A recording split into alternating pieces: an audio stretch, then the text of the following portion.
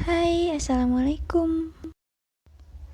Perkenalkan, nama saya Intan Cahaya dengan NIM 2003036, mahasiswa Politeknik LPB Yogyakarta dengan prodi D3 Akuntansi, mata kuliah pengantar akuntansi 1 dengan dosen pengampu Ibu Sri Purwati.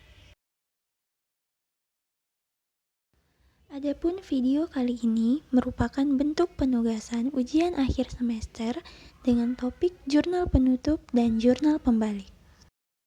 Adapun yang dibahas di sini mulai dari pengertian, fungsi, bentuk kolomnya, serta cara pencatatannya. Jurnal pembalik dan jurnal penutup merupakan tahapan dari siklus akuntansi. Namun, kedua jurnal tersebut memiliki sifat yang berbeda.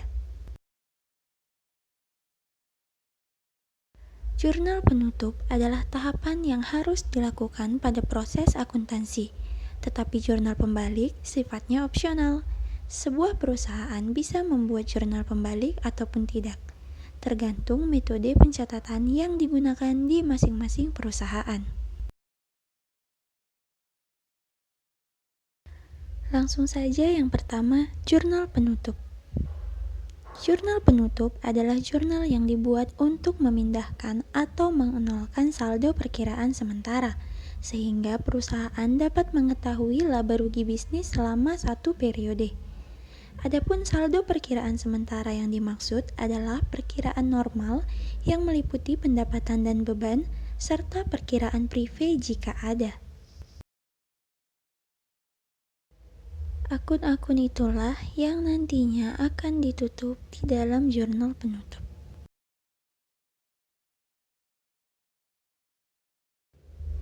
Adapun dasar yang digunakan untuk menyusun jurnal penutup yaitu dari neraca lajur atau worksheet, tepatnya di kolom laba rugi, di mana kolom laba rugi akan mencakup informasi mengenai pendapatan dan beban.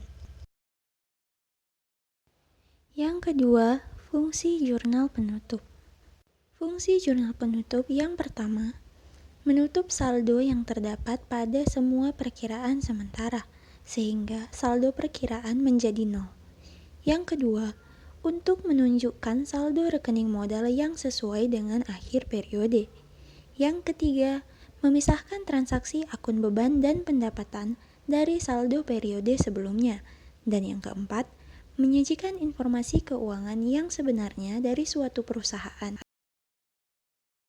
Selanjutnya yang ketiga, akun-akun pada jurnal penutup.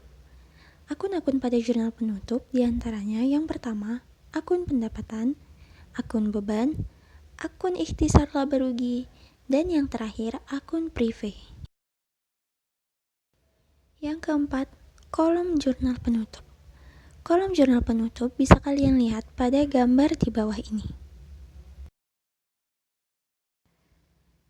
Berikutnya, contoh praktik jurnal penutup. Di sini sudah ada contoh laporan laba rugi dari PT Go Berkah. Akun-akun yang ada pada laporan laba rugi inilah yang akan kita buat jurnal penutupnya. Yang pertama, akun penjualan bersih. Akun penjualan bersih bersaldo kredit, maka jurnal penutupnya akan kita buat akun penjualan bersih menjadi di debit dan kreditnya ikhtisar laba rugi. Begitupun untuk akun pendapatan sewa. Saldonya sama-sama di kredit, maka jurnal penutupnya pendapatan sewa di sisi debit dan kreditnya ikhtisar laba rugi. Selanjutnya menutup akun beban. Di sini ada beberapa beban yang ada pada PT Go Berkah.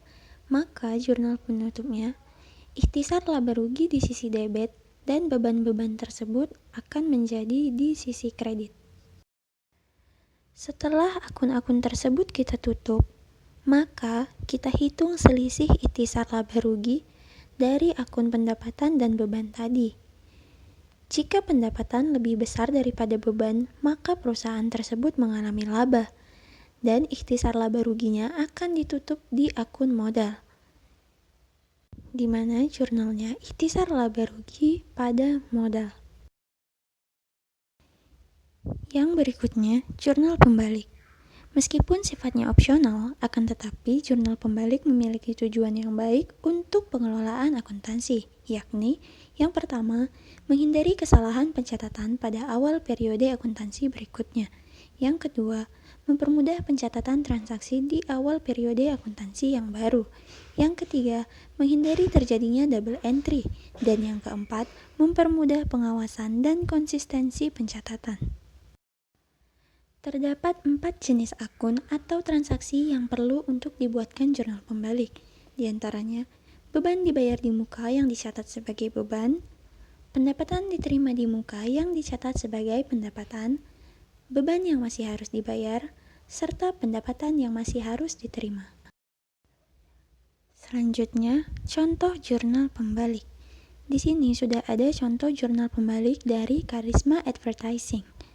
Jurnal penyesuaiannya beban gaji pada utang gaji, maka jurnal pembaliknya menjadi utang gaji pada beban gaji.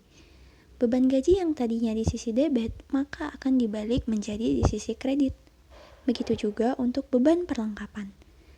Jurnal penyesuaiannya beban perlengkapan pada perlengkapan akan dibalik menjadi perlengkapan pada beban perlengkapan.